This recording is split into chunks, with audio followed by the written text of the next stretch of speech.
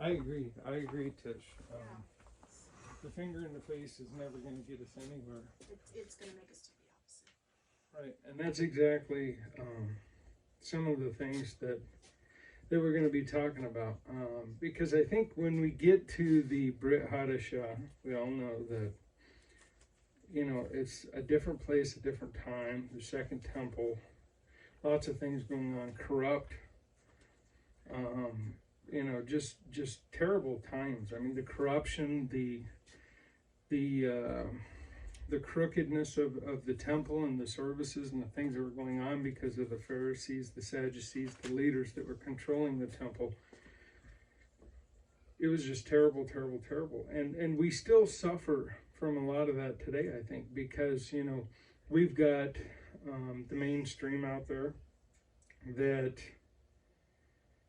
does not understand the context, the background, and the culture of most of Scripture. They've taken it from, you know, whatever 300 AD, and they've carried it up, you know, to today, but they have never taken the time to truly understand Judaism or, you know, Messianic Judaism or what it's even about.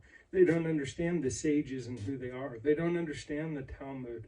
They don't understand the Mishnah. They don't understand, you know, any of these writings, the books, the background, the culture, anything. They just read the Old Testament as a history lesson, and then they come in with new ideas and new ways because of what the mainstream has done, and then, you know, they start formulating their own set of ideas about what the Brit Hadashah is really talking about. You know, Tuesday night we talked about what are we going to study, and some said, you know, Paul's writings, some said Revelation, some said, you know, several different things. But I think, well, just let's read 2 Peter 3 if somebody wants to read that, and speak up if you would so that we can get it for those that are going to be watching later. 2 Peter 3, 14 through 17.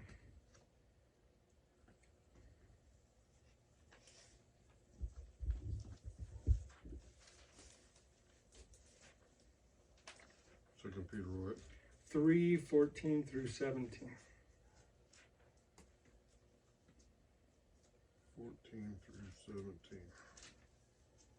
So then, beloved ones, looking forward to this, do your utmost to be founded by him in peace, spotless and blameless,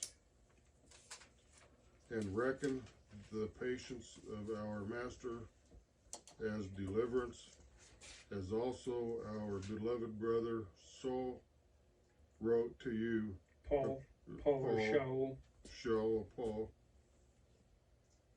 wrote to you according to the wisdom given to him, as also in all his letters, speaking in them concerning these matters, in which some are hard to understand, which those who are untaught and unstable twist in to their own destruction, as they do also the other scriptures.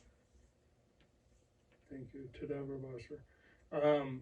So Peter's talking about, you know, he's kind of recapping some things that are going on in their place and time, and then he's relating that back to some of the writings of Paul, saying that, you know, Paul's writings are hard to understand, which untrained and untaught people will take them and twist them to their own destruction, because they don't have the context, the background, the correct understanding of what he is really trying to talk about. Paul was a student of Gamaliel. Are you guys familiar with Gamaliel? Mm-hmm. And where he comes from? Gamaliel comes from Beit Hillel. Gamaliel, I believe, I hope. Now, some of these things, as far as historical, you know, please don't quote me on, because I'm not going to say they're exact to the letter, but the concept is there, and the understanding and the things that I'm going to read to you are definitely there. But Gamaliel was the son of Hillel. Hillel was an elder. Basically, Hillel was the head of the Sanhedrin at one time. He was the Nasi of the Sanhedrin council that met and made a lot of these halakhic decisions and rulings. You know, it was the governmental body that basically ran the temple, so to speak, and Israel, you know, proper as a whole. And Gamaliel was Paul's teacher, and Gamaliel's teacher was Hillel, his dad, and his, like I say, Hillel was the Beit Hillel. There was like two schools at the time. Hillel, I think, was born in, let me think here. He was born about 40 or 50 years before Yeshua. He died 20 years before Yeshua's ministry, basically. He died in about 10 AD or CE, I think they call it now, Common Era. Anyways, he died in 10. Shammai was his counterpart, and they battled and bickered a lot and disagreed on a lot of different things. He was also part of the Sanhedrin, and he was equally, you know, his position, I think, was very equal to Hillel's, except Hillel held the position of Nasi, so he had basically the final say. And so they would debate these things, and when you read in the Mishnah and a lot of the Talmudic writings, and I've got several of those up here that we can get into. If we don't get into them today, we will down the road. But when Peter's talking about Paul, it's because Paul was a Pharisee of Pharisees, you know, and here's Peter, you know, a fisherman, and probably Peter even at times didn't understand all of Paul's writings. You know, I mean, look at how many times Paul, you know, he reprimands Peter a couple different times in Scripture himself. Paul was, you know, a Pharisee of Pharisees. He knew the Torah inside and out. He knew the halakhic rulings. He knew the history. He knew, I mean, he was just like a Supreme Court, you know, an attorney for the what am I trying to think of here? Not a justice, but, you know, he was basically an interpreter of the law himself because of his position and his education. Like what? Like a district attorney? Yeah, even more so. But yeah, he was interpreting law himself. Paul was very much involved in that because he was a Pharisee. And so this conflict between the Sadducees, the Pharisees, you know, and all the things that are going on in the Brit Hadashah, we really don't have the context. When we're reading Yeshua's writings, a lot of his conversations in here, he's quoting from the halakhic traditions in the Talmud and the Mishnah and a lot of these other writings. Gamaliel, not Gamaliel, but Nicodemus. You know, Nicodemus was on the Sanhedrin. Joseph of Arimathea was in the Sanhedrin. These guys were secretly meeting with Yeshua and became disciples of Yeshua, but they were doing it in secrecy because if the rest of the Sanhedrin would have found out, it wouldn't have gone well for them. And if you look at Yeshua's death and resurrection, when they took him down off the cross, Joseph and Nicodemus, and they took him to Joseph's tomb and laid him in there, you don't hear anything about Joseph of Arimathea after that. He disappears. And he disappears for a reason, because guaranteed he still wasn't, you know, on the in the Sanhedrin. He wasn't part of the mainstream in Israel. That was that dividing line that just, you know, he was pushed away. He was done. Joseph of Arimathea, he's an interesting individual. If you chase down some of the writings about him, we don't know a lot about him, but the things that we do know, he's a fascinating individual. It's thought that he actually worked for Rome, and there's one quote in there in the Greek, and I might run across that here in a minute, but to give you the concept, he was basically head of like the mining exploration for Rome. So not only was he in the Sanhedrin, but he also held this very high up, he was like a senator to Rome, And I mean, he was a very wealthy man. When they say he was wealthy, he was very wealthy. I mean, he had a position that only most dreamed about. And so, as he's doing this with Yeshua, meeting with Yeshua, as he, takes him off the cross or the torture stake, it changes his entire life. That was a decision he made that, his whole life as he knew it completely, absolutely, utterly changed after that. And that's why we don't hear about anything more of him in Scripture. He probably left the area, but we really don't know for sure. Anyway, so there's just a little bit of background, just a tiny bit. I'm going to read you some writings from several different sources to give you some background on the school of Hillel and the school of Shammai. And I don't know, have you studied this out on a personal level at all? No. The house of Shammai, and we'll go through it, but I'll give you a few key things. Write it on the board. Hillel and Shammai? Yes. Maybe. Yeah, Hillel. Oh. First one's out. My writing is horrendous, so I apologize. So it's Beit Hillel and Beit Shammai. And they were basically like the two universities of the day. If you were going to learn Judaism and study Judaism, you were going to be involved in one of those two sources. Even Yeshua. Beit Hillel. What's that? I want Beit Hillel.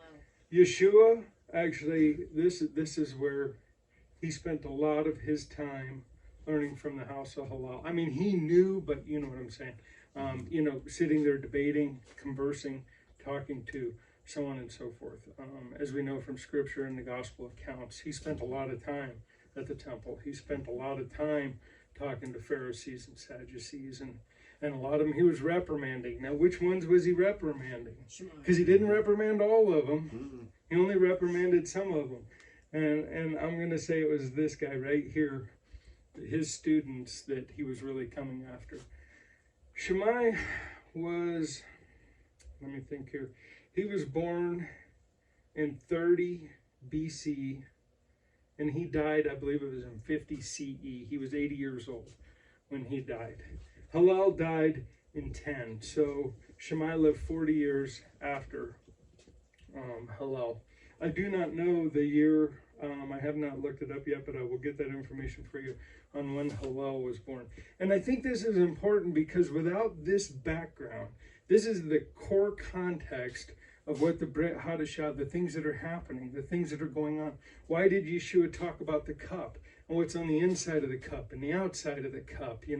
Why was he talking about these? Why did he talk to the money changers and call them, you den of thieves, and run them out of the temple area, completely? Mm-hmm. Why did he do these things? We've been taught many things in the mainstream, but I think we've been taught in error, because I think Yeshua had a specific reason why he was going after the house of Shammai, because of their corrupt nature. Mm-hmm. He said he was born 110 BCE. Hello? And died 10 CE.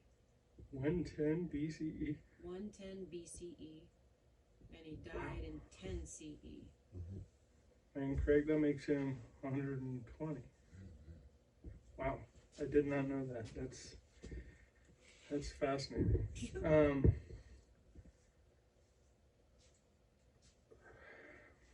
Paul talks about several times in his writings too about being the student of Gamaliel and a Pharisee of Pharisees, not to boast, but to establish his position and his authority and his knowledge and understanding, because the people of that day would have understood the house of Hillel or the house of Shammai. Mm-hmm. The house of Shammai was so corrupt, and we'll read and study more on those accounts, that the Talmud says, not verbatim, but basically says that anybody that follows the teachings of Shammai, quote, deserves death. That's what the Talmud established after both these universities were gone. Both these, so Shammai he wasn't directly corrupt, but what continued on through his university from where he started it to where it ended up, because of already heading down a bad road, it continued to get worse. To the point where, like I say, the Talmud, Judaism as a whole, basically ruled anybody that goes that direction deserves death. Shammai, at one point, there's 18 measures of Shammai that were established. It's hard to find an exact copy. You can see bits and pieces in the Talmud of the different measures that he had laid out. There was 313 major debates that the two houses had in the Sanhedrin. The house of Shammai, though, had established 18 measures on one particular day. He took, are you guys familiar with what a zealot is, or a zealot? A zealot. Zealot? Zealot? Do you know what a zealot is by definition? They said Peter, Simon the Zealot. Right, it's mentioned that once. Got a lot of zeal, like. Very zealous, very religious, yes. To the strictest of sense. No ifs, ands, or buts about it. Like to the letter would be a zealot. Very zealous. But they were also, the zealots become very, what's that? Orthodox? Well, no, they were just very physical, and they were very dangerous. They'd take matters into their own hands and kill people. And that's exactly what happened in the house of Shammai at one point. They were meeting, the two houses, and they were debating some measures. And Shammai set up his students downstairs, and they were killing those from the house of Hillel so that they could get the vote down so that Shammai would rule. And that's his 18 measures that he established that day. Very important. Things that really set the stage for a lot of things for years afterwards. And so, when we see Yeshua reprimanding the Pharisees and the Sadducees, like I say, it wasn't all of them. He met with Nicodemus, and we met with Joseph of Arimathea. He met with these other people secretly. He was teaching them. We can read it in Matthew, Mark, and Luke, and John about, his meetings with Joseph and also with Nicodemus, especially the more famous meeting that he had with Nicodemus that night, talking about the rebirth and so on and so forth. But there's just a lot going on behind the scenes between these two houses that are the problems, concerns, and things that are being addressed in the entire Brit Hadashah. And nobody ever talks about that. How about, I'll give you one example that comes to mind right off the top of my head. But Romans 14. The church, mainstream, will take that and turn it into, see, you can eat any kind of food you want, or anything, period. Although they specifically said food, and that was not considered food for Paul, But then also that, some esteem one day and others esteem every day. So they use that to destroy the Sabbath. So these are very important verses that are being manipulated. I'll read that to you just as a little bit of context before we get started, so you can ponder these things. Romans 14, and receive him who is weak in the belief, not criticizing his thoughts. One indeed believes to eat all food, but he who is weak eats only vegetables.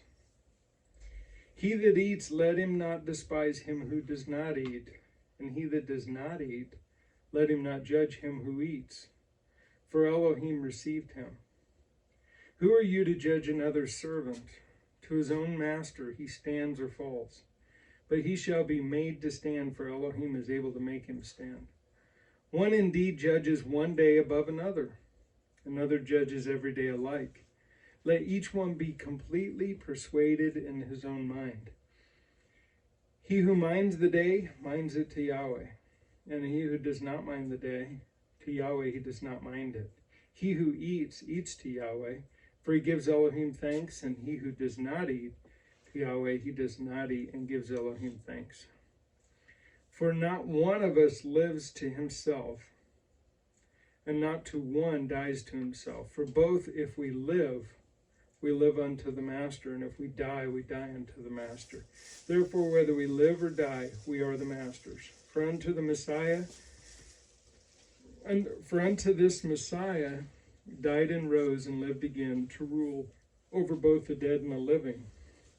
But why do you judge your brother? Or why do you despise your brother? For we shall all stand before the judgment seat of Messiah. For it has been written, as I live, says Yahweh, every knee shall bow to me, every tongue shall confess to Elohim. Each one of us therefore shall give account of himself to Elohim. Therefore let us not judge one another any longer, but rather judge this, not to put an obstacle or a stumbling block in our brother's way. I know and am persuaded in the Master Yeshua that none at all is common of itself. But to him who regards whether to be common, to him it is common. And if your brother is grieved because of your food, you are no longer walking in love. Do not by your food ruin the one for whom Messiah died. Do not then allow your good to be spoken of as evil. For the reign of Elohim is not eating and drinking, but righteousness and peace and joy in the set-apart spirit. For he who is serving Messiah in these matters is well-pleasing to Elohim and approved by men. So then let us pursue the matters of peace and the matters for building up one another. Do not destroy the work of Elohim for the sake of food. All indeed are clean, but evil to the man who eats, so as to cause stumbling. It is good not to eat meat or drink wine, nor to do whatever by which your brother stumbles. Do you have belief? Have it to yourself before Elohim. Blessed is he who does not condemn himself in what he approves. But he who doubts if he eats is condemned because it is not of belief. And all that is not of belief is sin.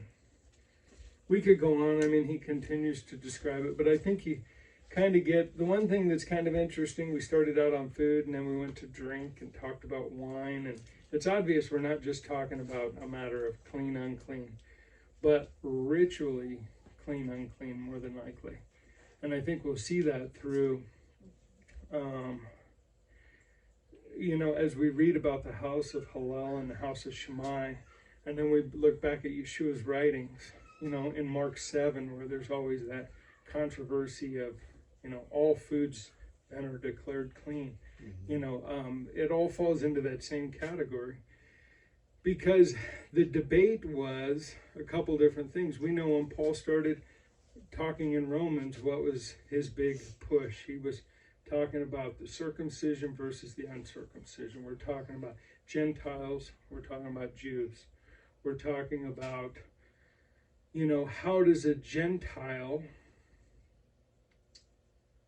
do a terumah, a wave offering at the temple? How does a Gentile have that interaction? Because Yeshua said that, my Father's house is a house for all nations.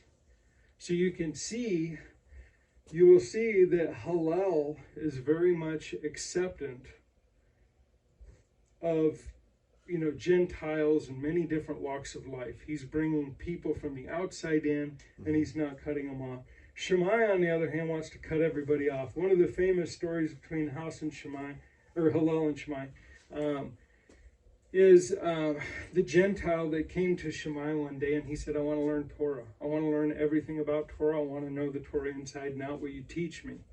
And Shammai was hesitant. He said, I'll even stand on one foot the entire time that you teach me. He said, I want to know the Torah. He was just basically trying to show that I'll do whatever it takes. I don't care how painful. I don't care how inconvenient. I want to know the Torah. And Shammai, being one that wanted to exclude the Gentiles, Shammai was a carpenter, a builder, and so he always had a measuring stick. Smacked him with his measuring stick and told him to get out of my sight. No, I don't care, not interested. So the same student or the same Gentile then goes to Hillel, and Hillel, his words immediately are, let me think, how did he put it? Basically, the golden rule, but do unto others as you'd have them do unto you. But he had it a little bit differently, but basically the same concept, the same thing as Yeshua. That we treat those others how we want to be treated. He said, if you learn this, you learn all the Torah and the prophets and the writings, because basically that's what it's all wrapped up in. Love your neighbor as yourself. And so this was Hillel's stance. So you can kind of see immediately the difference between the two. Hillel was very encouraging of Gentiles coming in, not to the extreme where he was making exceptions and, making excuses, but the door was always open. The door was always open. There's another story. Well, we'll get into that later. There's story after story. I mean, these two houses battled for a long time. I mean, there's several hundred years of just, one skirmish, one battle, one debate after another. I mean, this is the reason why when Yeshua come into the scene, the Sanhedrin, and the temple and the things that were going on were just horrendous. It was horrendous. It was corrupt. It was terrible. Not because of what Hillel was doing, but Shammai was just the things that he put in place and the way, the influence that he had and his whole university afterwards in Israel. Because it was a time that Israel as a whole looked to Shammai. And they were really putting his rulings into place. And I mean, they were very stringent. We know Peter was reprimanded by Paul because he sat at the Gentile table until the other Jews showed up, and then all of a sudden he wouldn't eat with them and he separated himself. See, these are all those ritually clean, unclean things that started causing problems. And we're going to see that the majority of what we read here in the bread are those kinds of problems. It's not a matter of clean, unclean foods like, shellfish and pork and everything else. It's not that. It's ritually clean. Are your hands properly cleaned? Have you done, have you washed your hands? Have you done this? Have you done that? And are you Gentile? And where do you come from? What's your background? And, we won't eat with them. We won't, do anything with them. That's why the illustration of the story I said earlier, just because a person, is in an unclean state, so to speak, or in sin, doesn't mean that we just, divide the line and push them away if they're seeking. We also don't want to get to the point where we make excuses, and accept something that we shouldn't, but we have to be very careful, how we approach that person, because we can just, drive them far, far away. A lot of, if I would have went with that particular 30 years ago, there would be a lot of seed that would have not gotten planted because of that ideology. Look, if we all have to come in perfect, then why do we need to come in? Exactly. You know what I'm saying? You can just stay where you're at and you're good. Yeah, exactly. If you're already perfect. I mean, we're coming because we're broken, we're hurt, we're suffering, and we need help. We're seeking him, and he's called us. That's why we're here. We just, like I say, we have to be careful that we don't let that sin come in the door and dwell amongst us. But at the same time, we can't just push that person away and draw that line. Did you know Hillel was Gamaliel's great-grandfather? Was it great? Well, was it Hillel the second, or Gamaliel the first or second? First. Okay. Gamaliel one. Was a great grandfather. Okay, I thought it was a father. Hillel was his great-grandfather. I thought it was a father, but yeah. Great-grandfather. Okay. And then there was Hillel the second. So it ran for generation to generation. I'm going to read these, and maybe it'll give us a little bit more background. So try to stay awake. Smart.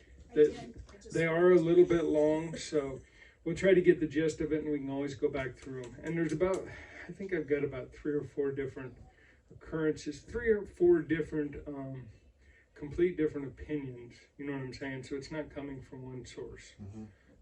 Josephus talks about them. Josephus, If you guys have the book of Josephus, we do. And I don't know about you, but I like history, and I like to know like certain facts, and they might be like nonsensical, like why do I need to know that facts, but they're still cool. Josephus is a good one to refer to because he was alive during that time, most of the stuff that you have questions on, and they're accurate because he was there and he wrote it down, and that's where they were getting the about Hillel and Shammai. So you can look in the book of Josephus if you have it. We actually bought it at T's, the first one. Yeah. So I mean, you know, it's historical. It's everywhere. You can find it. Go to the Jewish Encyclopedia. You can read, you know, article after article about them. Go to the Talmud. Come up here and just look at the Mishnah. I mean, look at it's just a count of crazy stuff. Like, if chicken lays an egg today, can I eat it or can I not? He was reading me these things last night. If it's on a Shabbat or a high festival, because then work was performed on the Shabbat. So do I eat the egg or do I not eat the egg? They had severe arguments. So some of this is kind of ridiculous, but it's not. I shouldn't say ridiculous. It's silly. It seems kind of silly and trivial. Thought-provoking. It is. It is a lot of hair splitting. But the thing is that you have to be careful. You know, it's even, you know, take the United States to the federal government level. You know, there's certain things they have to do that seem ridiculous to us. But if they don't do it, then this over here is just going to keep getting pushed and pushed and pushed and pushed to the point. It's just like, you know, some people get upset about structure and authority, even in the shul. You know, we've had those conversations. But that vertical alignment, it's not because I'm any better than anybody else or, you know, anybody else in the leadership. It's just because we need that to direct us, to guide us, to keep us going in a common direction, and that respect, because it teaches us that authority in our lives. We all have that authority. You know, me being self-employed, and then I work with other subcontractors, you know, and a lot of them like, well, I'm self-employed, I can do what I want to do. Well, yes and no. It doesn't matter if you're self-employed, you still have a boss. You still have someone that's paying your paycheck. I don't care who you are. Yes, you might determine what your schedule is and some of these other things, but if you hire me to come in and work on your house, and I don't show up, you know, Tuesday to Thursday, and then I come in on Friday, and then I'm there next Tuesday, and one day I'm there at 8 o'clock in the morning, next day I'm there at 11 o'clock, you're going to get sick of it and be like, hit the road. So I still work for you. Even though I'm self-employed, I still have an employee. But it's that type of, you know, vertical structure, even, you know, in that where you are the boss, you're the head of this vertical alignment, and then, you know, whoever you've hired to do the work, and then they have people that come in under them to do the work, and there's still that vertical alignment in everything that we do. So, I mean, it was necessary, even though some of it seems trivial. It was necessary because there was probably a place and a time and a situation where, you know, this had to be a ruling because it was causing confusion. Because if you make an exception here, then how many more exceptions occur because of that? You know, one thing gets related to the other. It's like, you know, we've got the Constitution and we've got all these amendments to the Constitution. And what they really want to do is open up the Constitution so they can change it from the top. But if we allow them into the Constitution, then we're going to have a real train wreck. So, but they've been pushing for that for decades now. And hopefully it never occurs, because if it does, we better be ready to run. Okay, so Hillel. So some of this I've already gone over, but I'd just like to read his writings and several different sources. Although the sages had removed themselves from overt participation in the government, they realized that due to Roman meddling in the Sanhedrin, the spiritual life of the nation was being compromised. As such, the sages decided that they, rather than the Sanhedrin, should appoint the Nasi. Hillel, born in Babylon, and a maternal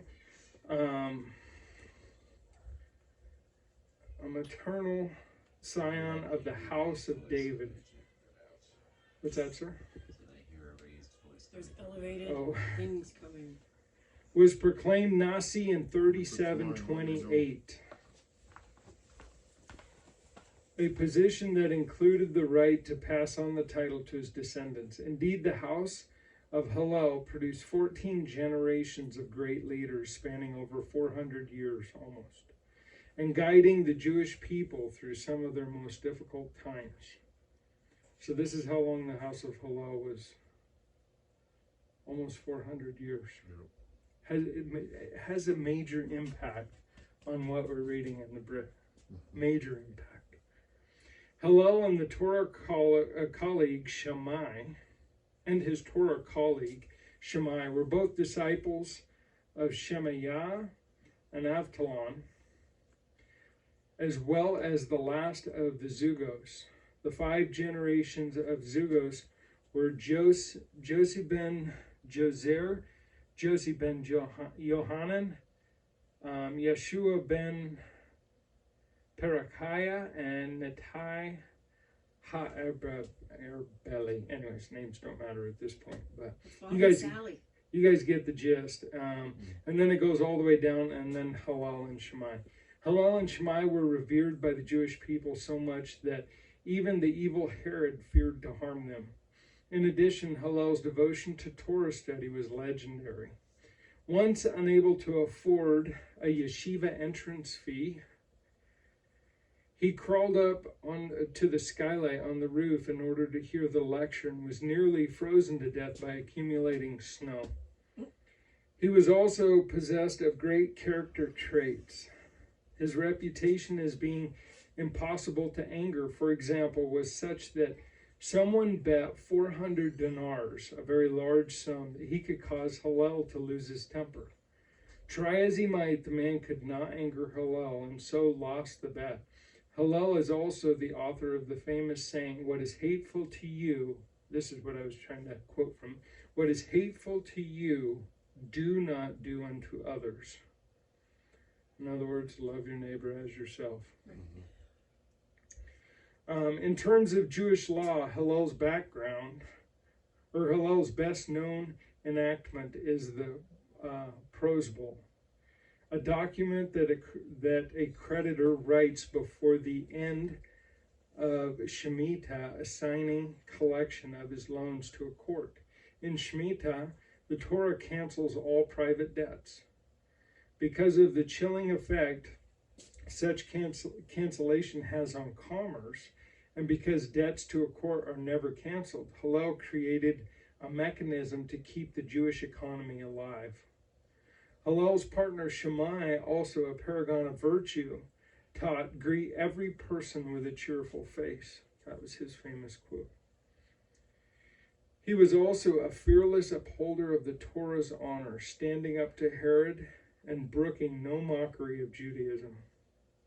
The Talmud, in a famous story, contrasts the strict approach of Shammai and the gentle approach of Hillel regarding potential converts who appeared before them displaying mocking attitudes towards Judaism. Beit Shammai and Beit Hillel, and the proliferation of disputes. Shammai and Hillel themselves only disagreed in three main cases.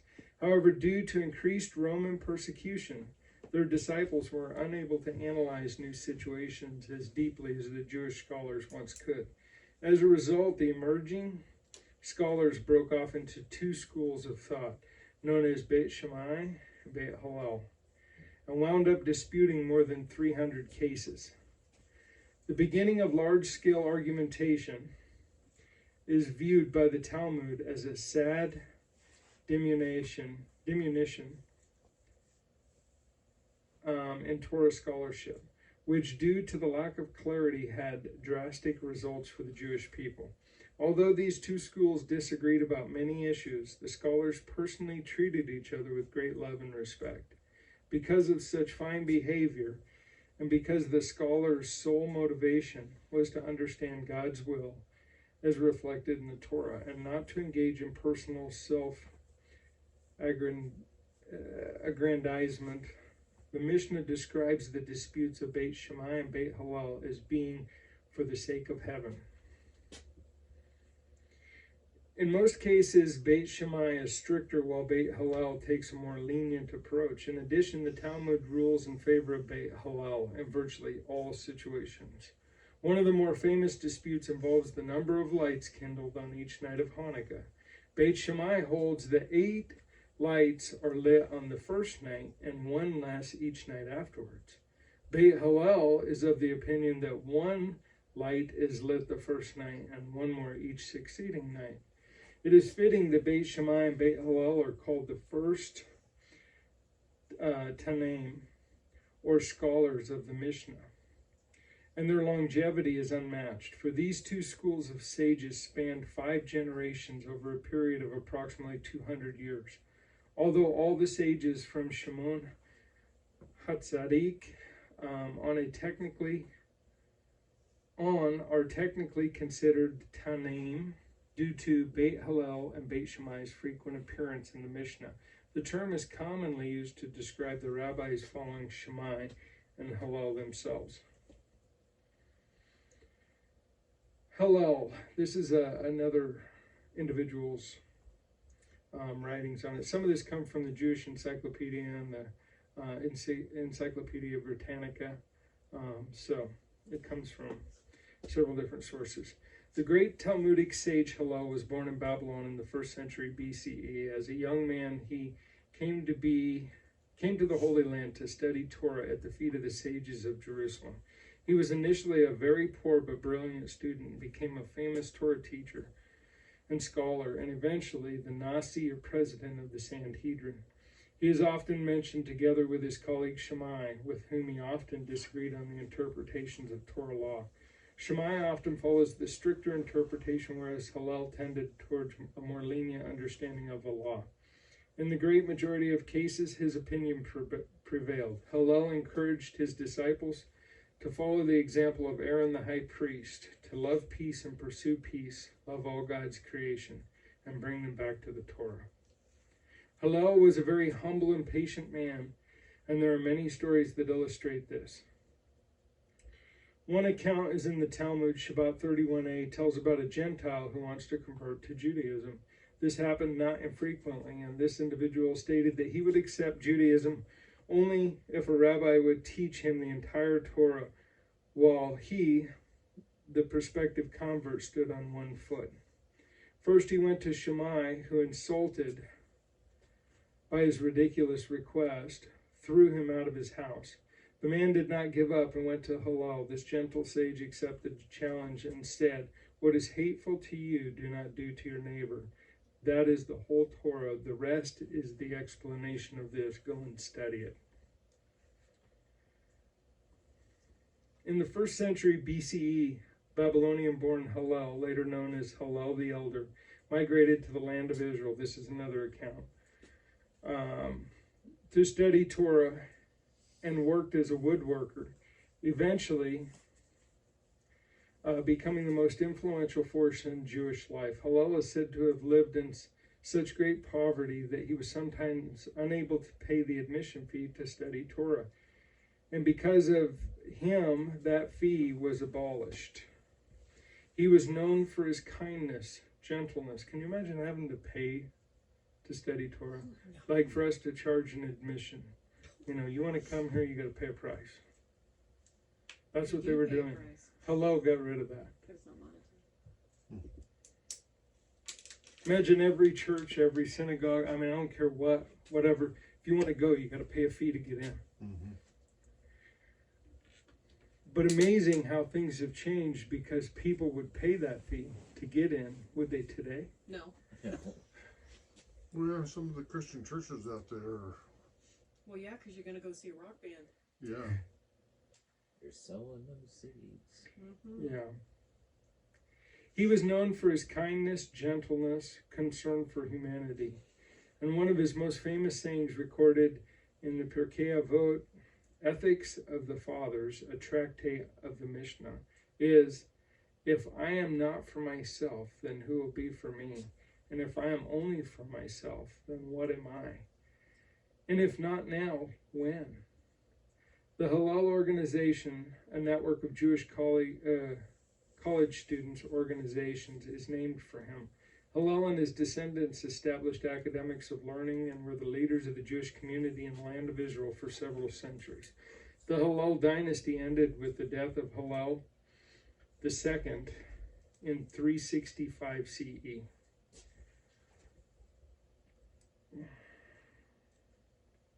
Interesting, those dates. Think of all the other things that happened right around then, too. Hillel the elder's friendly adversary was Shammai, a native of the land of Israel, about whom little is known except that he was a builder, known for strictness of his views. He was reputed to be dour, quick-tempered, and impatient. Both lived during the reign of King Herod, an oppressive period in Jewish history because of the Roman occupation of the land of Israel. Shammai was concerned that if Jews had too much contact with Romans, the Jewish community would be weakened, and this attitude was reflected in his strict interpretation of Jewish law. Hillel did not share Shammai's fear, and therefore was more liberal in his view of law. Hillel was the more popular of the two scholars, and he was chosen by the Sanhedrin, the Supreme Jewish Court, to serve as the president. While Hillel and Shammai themselves did not differ on the great many basic issues of Jewish law, their disciples were often in conflict. The Talmud records over 300 occurrences of opinion between Beit Hillel, the house of Hillel, and Beit Shammai, the house of Shammai. The rabbis of the Talmud generally sided with the rulings of the school of Hillel, although the sages believed that both views were valid. 16th century Kabbalist Rabbi Yitzhak Luria, quote, the Ari is what they call him, said that not only are both the words of the house of Shammai and the house of Hillel enduring on the conceptual level, but each has its time and place on the pragmatic level as well. In our present world, we follow the rulings of the house of Hillel, but in the era of Messiah, the majority opinion will shift in favor of the house of Shammai, and the rulings will then be implemented. The Ari believed that in our present reality, where divine commandments must be imposed upon an imperfect world, the rulings of the house of Hillel represent the ultimate in conformity to the divine will, while the rulings of the house of Shammai represent the ideal that is too lofty for our present state, which is why we perceive them as stricter and more conforming, and only can be realized on the conceptual level. In the era of Messiah, the situation will be reversed. A perfected world will embrace the more exacting application of Torah law expressed by the house of Shammai, while the Hillelian school of interpretation will endure only conceptually. Hillel's rulings... Sorry, when you said why the Hillelian. Why the Hillelian are you talking like that? Just, sorry. It just sounded funny. You're not the only one. Okay, good, Matt Bump. Hillel's rulings were often based on concern for the welfare of the individual. For example, with regard to the remarriage of an aguna, whose husband is not known with certainty to be alive or dead, the view of Hillel and most of his colleagues was that she can remarry even on the basis of indirect evidence of the husband's death. Beit Shammai required that witnesses come forth with direct testimony before she was permitted to remarry. Another example of his leniency, as compared with Shammai's, involves converts. Hillel favored the admission of proselytes into Judaism, even when they were made unreasonable demands, such as one did by demanding that the whole Torah be taught to him quickly while standing on one foot. Hillel accepted this person as eligible for conversion, whereas Shammai dismissed him as not serious about Judaism.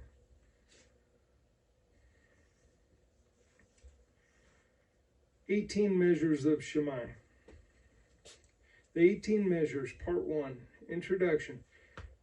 Yeshua's relationship to the Pharisees has been routinely characterized among Christian authors as universally hostile. Indeed, Pharisee is actually defined in modern dictionaries as a sanctimonious, self-righteous, or hypocritical person, dictionary.com. This low view of the Pharisees has long been promulgated by most of the most respected Christian commentators, but it deserves inquiry whether he does not rather blame the corrupted manner of teaching while the Pharisees and scribes followed in instructing the people. by confining the law of God to outward duties only, they trained their disciples like apes to hypocrisy. They lived, I readily admit, as ill as they taught, and even worse. And therefore, along with their corrupted doctrine, I willingly include their hypocritical parade of false righteousness. This was wrote by John Calvin on Matthew 5:20. Unsurprisingly, I'm not an enormous fan of John Calvin. While certainly an erudite writer to the point, it is very evident that he had little exposure himself to Judaism, and certainly not to the writings of the rabbis that he so casually slanders. Modern scholarship, by studying the Pharisees from their own writings, the rabbinic sources such as the Talmud and the Midrashes, has come to a conclusion that Calvin, Henry, etc. would find incredible. While the Pharisees certainly had their problems, their ideals and their lives were actually quite admirable. Indeed, several scholars have come to the conclusion that Yeshua himself was a Pharisee, which I have a little book that's actually by Harvey Falk. Rico recommends it, but Jesus the Pharisee. It's an interesting read. Again, really breaks down a lot of this stuff.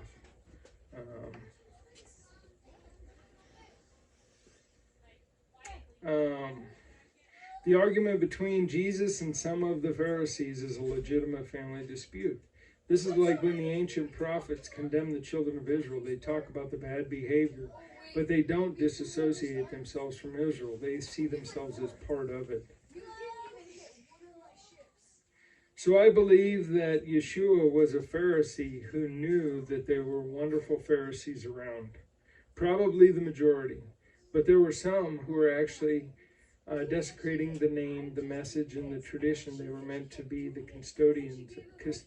custodians of. Rabbi David Rosen, interviewed by R.T. Kendall, an interview with a Pharisee and a Christian today. In the Messianic movement, there is a great push to defend the honor of the Pharisees, and thereby defend the honor of the traditional Judaism. Of course, Yeshua did seem to spend most of his time around Pharisees, suggesting that he felt kinship with them, and they with him. Pharisees then invited him over for dinner on multiple occasions, like Luke 11 and 14, and warned him of the danger of Herod in 13:31. Many of us are quickly to say that the Pharisees did not believe in the death penalty while under Roman law. See Makot 1:10. Or that the Pharisees were not directly involved in the actual trial of Yeshua, which is true. None of the four gospel accounts says that the Pharisees were at the various trials, though some of the scribes and elders were. However, this does not entirely square with the gospel account testimony that the Pharisees conspired with the Sadducees, John 11:47, and that the guard that came to arrest Yeshua is sent by both the chief priests and the Pharisees, John 11 and 18. Some Jewish scholars may attempt to argue that these passages were written by later authors with an anti-Jewish bias, but simply discounting the testimony of the apostles is not an option for the Messianic movement. How then are we to reconcile this apparent contradiction between the ideals espoused in the Talmud and the apparent murderous intent in the gospel accounts? Let us consider a possibility. What if the Pharisees, instead of being a monolithic organization, were actually split into two or more groups?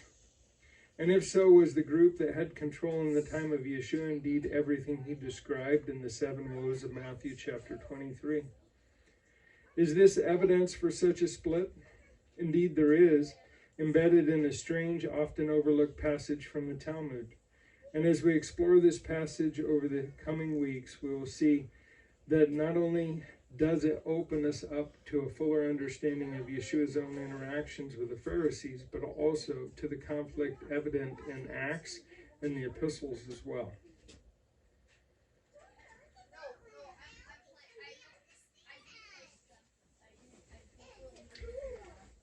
So those are just a couple different opinions, and I've got some more here, but just wanted to open it up to a little conversing if you guys had some thoughts or questions or anything you picked up on specifically. Well, this is exact thing is going on today. Mm-hmm. The exact thing. You've got the Messianics, you've got the Christians over here, and it's head to head. And you got Judaism over there. And You got three. Judaism, you got three of them now instead of two. Mm-hmm. And, you know, you look at our government, if you will, kind of, I mean, you have to look at it kind of hard, but you've got the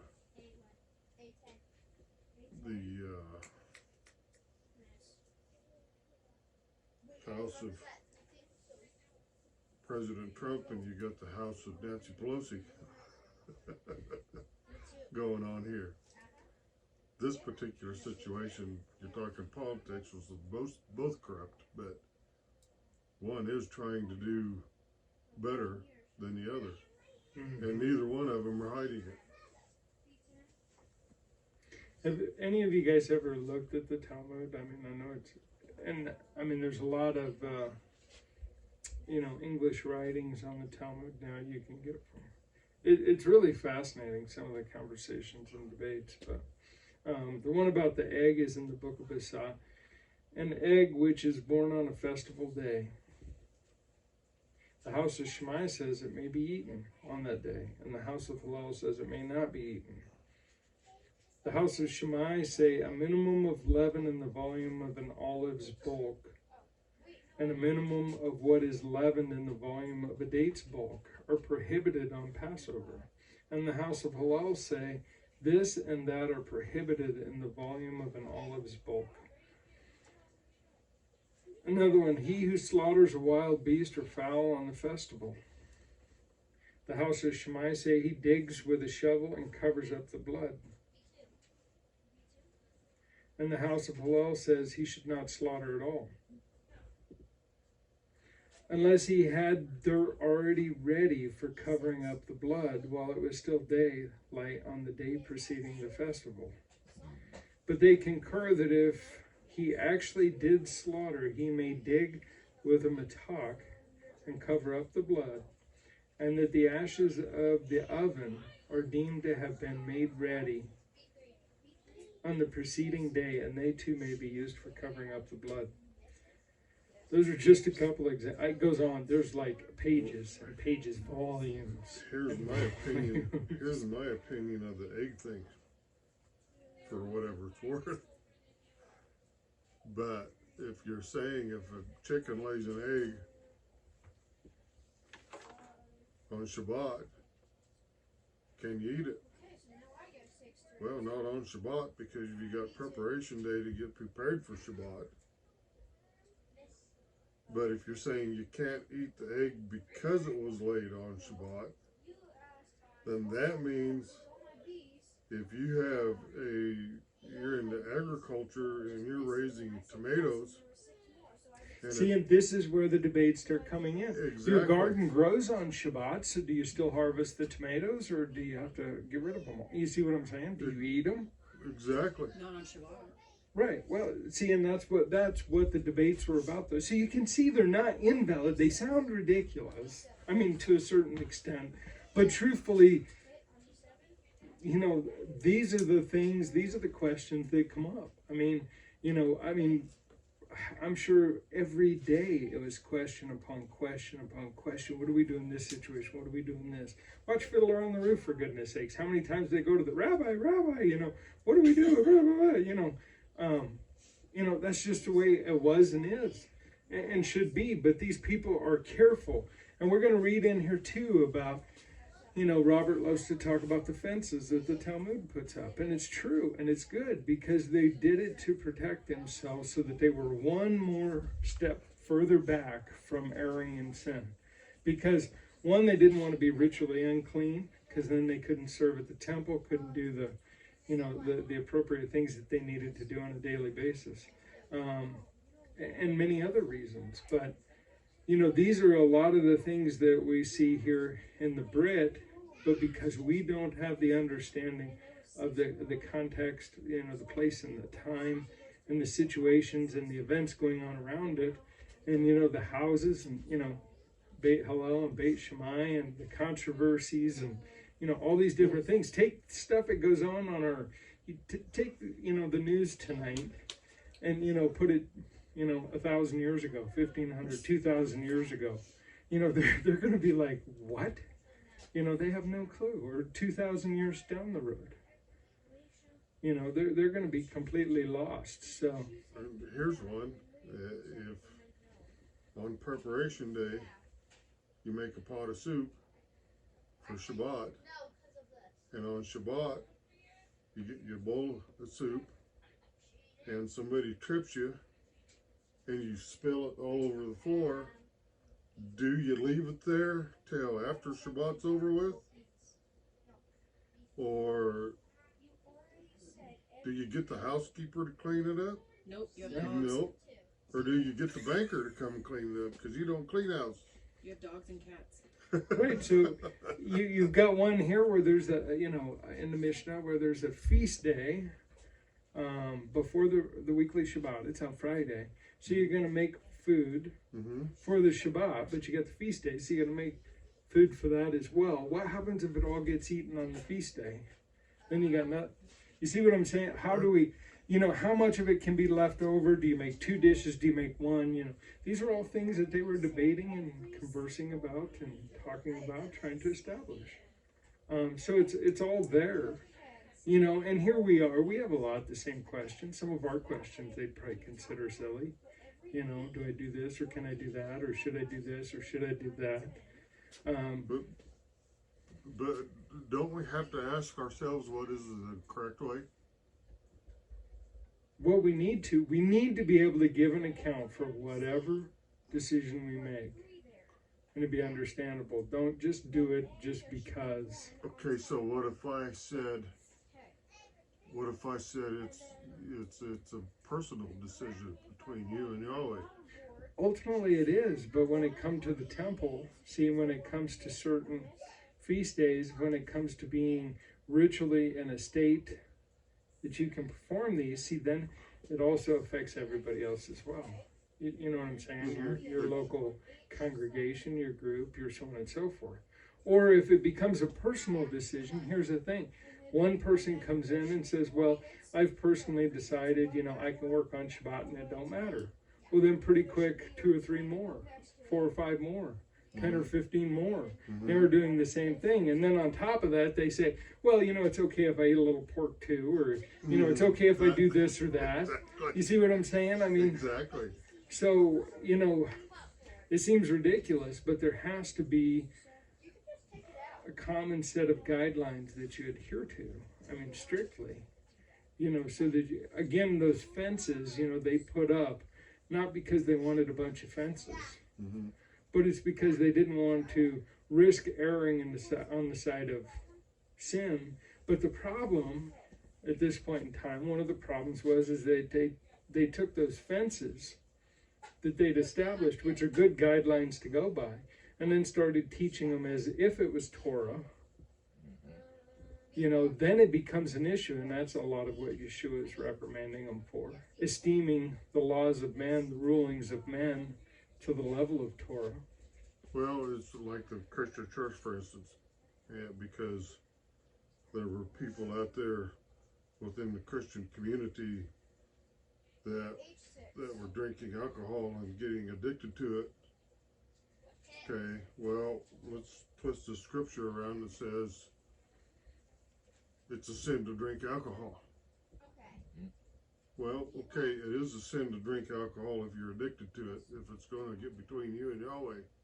Anything that gets between you and Yahweh, if you've got some method of tying your shoes that's going to get you between you and Yahweh, change it. Tie them a different way so that it doesn't get between you and Yahweh. And so if we were going to a cafe somewhere and getting ready to eat, and we had our wine and said our prayers and so on and so forth, they would be going berserk because we're sinning. We're drinking wine. Even though there's nowhere in the Bible that says you can't drink wine. Okay. So, yeah, you've got to have those guidelines in show and business and at home.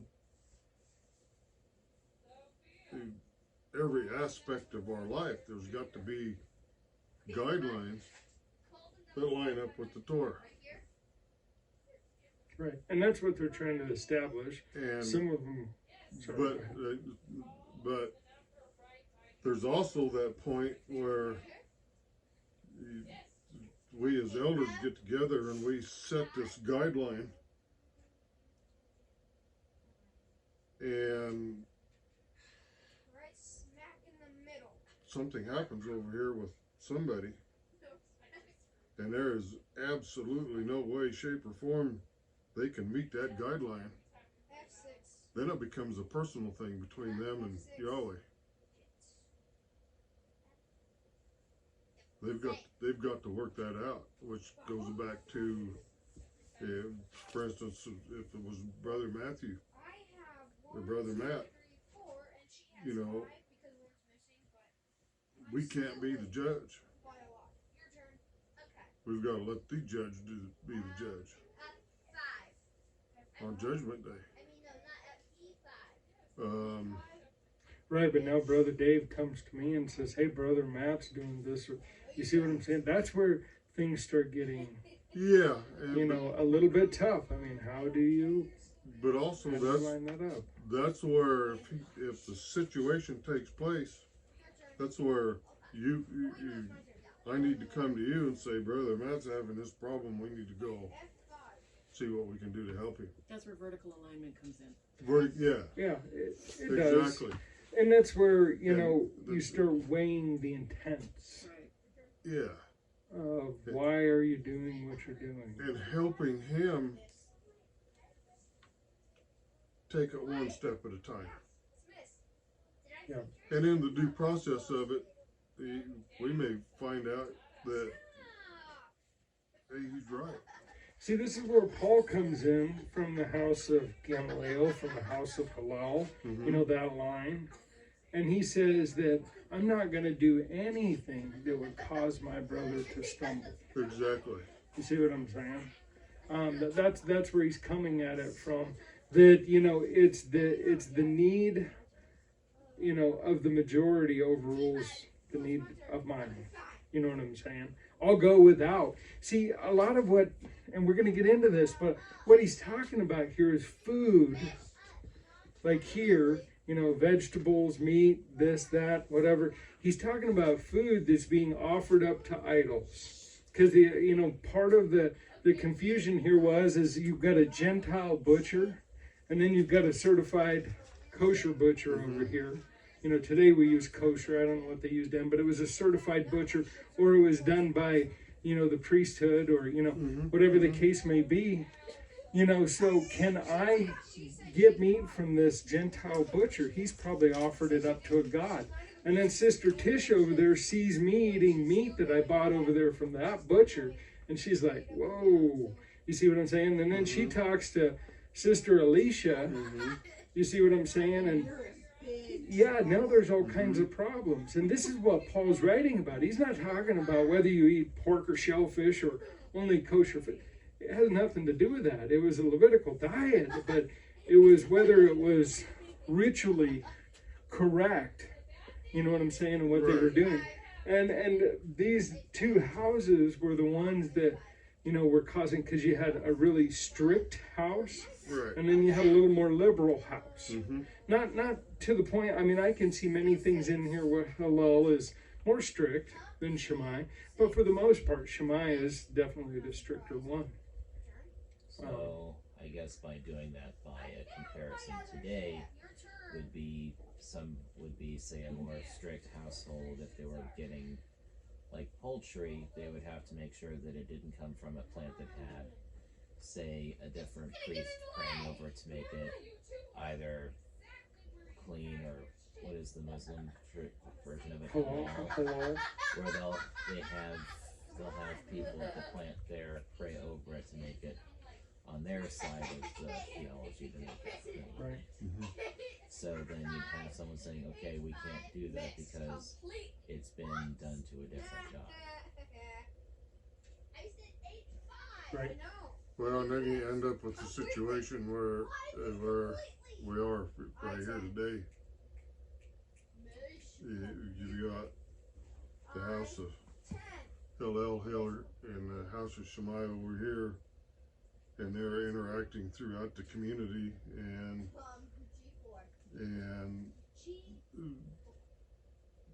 the house of Hillel's having their glass of wine, and the house of Shammai is saying, no, we can't do that, and these people over here are trying to destroy these people over here because, hey, they're a little more liberal, they're doing this, and we absolutely cannot do it, and what do we have in the world today? Mm-hmm. Yep. Well, it's almost like the parallel of Yeshua coming down and showing us the way. Well, and Yeah. I'm sorry. And so that's where Hillel. And then you have the fallen angel from heaven who, I know what it is and I'm going to make him. You know, I'm going to make him. Yeah, you kind of have one that's doing it by force, and Hillel was, more of, I'm going to tell you, I'm going to steer you in the right direction, but ultimately you got to make the choice. Yeah, you could definitely see that, because we can't control other people's actions. All we can do is lead. I can get up here and talk about a clean diet, but you're the one that's got to make the choice. Well, As long as it doesn't become an issue here in Shul, then it's, ultimately it's your choice. But if it becomes an issue here, mm-hmm. see, then we got to make a decision, because now we're affecting the whole group as a whole. And the group has to come together and make a decision, and then everybody has to stick to it. And that's where is it here? We're reading in Paul. And if a brother is grieved by the food that you are no longer walking in love, do not by your food ruin the one for whom Messiah died. Do not then allow your good to be spoken of as evil, for the reign of Elohim is not eating and drinking, but righteousness, peace, and joy in the set-apart spirit. For he who is serving Messiah in these matters is well-pleasing to Elohim. So then let us pursue the matters of peace and matters of building up one another. Do not destroy the work of Elohim for the sake of food. All indeed are clean, but evil to that man who eats, so as to cause stumbling, eating that pagan sacrificed food or ritually unclean food. It is good not to eat meat or drink wine, nor to do whatever by which my brother stumbles. Do you have belief? Have it to yourself before Elohim. Mm-hmm. So for something that you really feel that, ultimately it's between you and him. But it's until you bring it before the group, then it becomes a group decision. So to speak. Does that would you agree? Or No, I agree with you. There's foods out there that are kosher. You got the same problem. I can't eat them because they make me sick to my stomach. Mm-hmm. Okay, that doesn't mean they're not kosher. That doesn't mean you can't eat them. But if I don't say, hey, if you say, hey, why don't you come over and we'll have supper tonight? Do a little Bible study afterwards, okay? Great, fine. But I can't eat this. Yeah, if it's a digestive problem. Yeah, if it's an because I have a digestive problem. right, or like praying 3 times a day and putting on Teflon. Is there anything wrong with it? No. As long as you don't make it as equal to Torah. Exactly. Right. It only becomes a problem if you come in here and start judging me, because that's what you want to do. And that's the thing. I mean, those are the kind of things and that's what he's talking about. Things, remember how we started this. and receive him who is weak in the belief, not criticizing his thoughts. You see what I'm saying? Don't dispute. In another version, you'll see, don't dispute over doubtful things. It's not that there's anything wrong with it, but it's not Torah. So don't judge another, and don't sit here and argue whether it's good, bad, or indifferent, praying 3 times. I mean, it's good. I'm not denying it. But I'm just saying, we can't sit here and say, okay, now everybody has to do it. Oh, you're not doing it? What do you mean you're not doing it? There's a difference between discussing with someone over the traditions before it, if you make it a stumbling block for other people. Yeah, exactly. We can talk about it. Matt can talk about the fact that he does do it. And there's nothing wrong with that. I mean, it's awesome. But when he comes in here and starts judging another because you're not doing it, what do you mean, Brother Dave? You're not doing it. So. Well, it's like our conversation that we had out here in the yard about Hanukkah.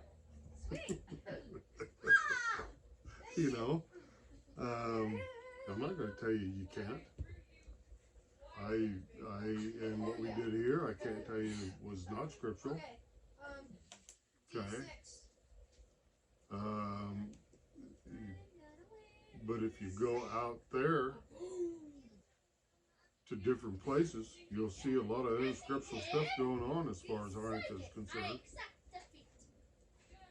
Right, and we can make it our tradition, but we can't judge the next shul for not doing something that we've made our tradition. And those were the problems that were arising. That's what Yeshua is coming against, is that, there were just so many things where they were judging others and reprimanding them and punishing them for things that were not Torah principle. He was sent here to settle the argument. Is why he was sent here. And it's kind of paraphrasing things a bit, but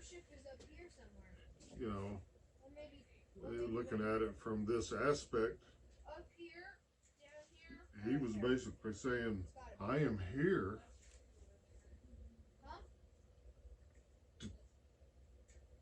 living this so that you know how to do it. So quit your arguing and your fussing. This is the Torah. This is the way it's going to be. Don't change it. And then the last words that were written, woe unto them that change the words of this book. Or the Torah. So